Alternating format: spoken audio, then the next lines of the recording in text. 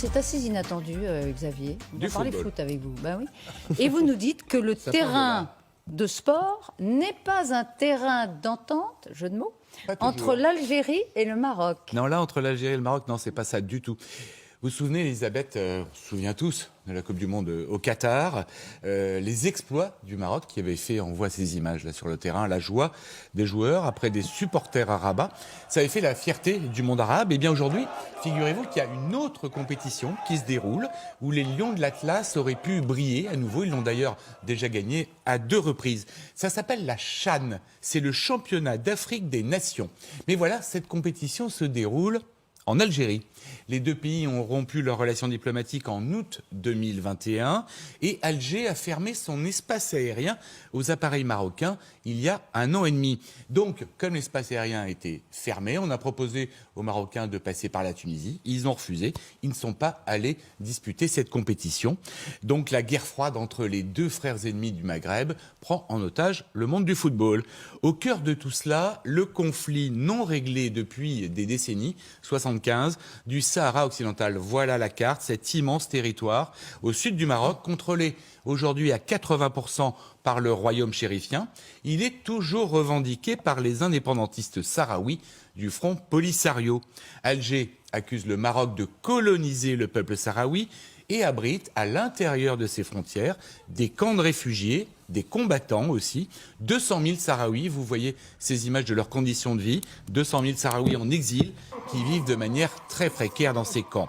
Vendredi dernier, c'est dans l'un de ces camps que les Sahraouis ont reconduit à leur tête, on le voit ici, leur chef, Brahim Ghali, un autre motif de courroux pour les Marocains. Situation intolérable, d'autant plus que le cessez-le-feu en vigueur depuis 1991 dans la région a volé en éclats en novembre 2020. Depuis, Rabat fait feu de tout bois pour affirmer sa souveraineté, alors que les Sahraouis estiment que la lutte armée est la seule solution pour reprendre possession de leur territoire. Alors, souvenez peut-être aussi, l'hospitalisation de Brahim Ghali en avril 2021 en Espagne avait déjà ouvert une grave crise diplomatique. Finalement, l'Espagne, ancienne puissance coloniale, avait cédé, elle s'était alignée sur les positions marocaines. L'essentiel de la politique étrangère marocaine aujourd'hui est tourné vers la reconnaissance de sa souveraineté sur ce Sahara occidental.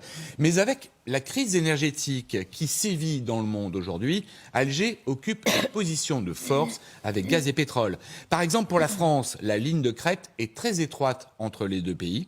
Rabat demande formellement à Paris de reconnaître le droit du Maroc sur le Sahara occidental.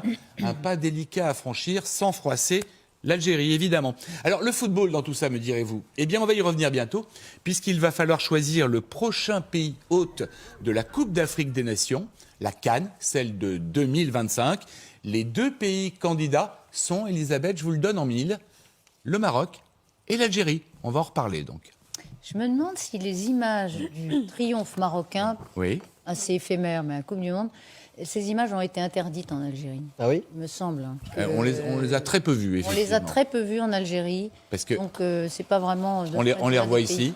Voilà. Et c'est donc le football qui est pris en otage. Mais une nouvelle fois.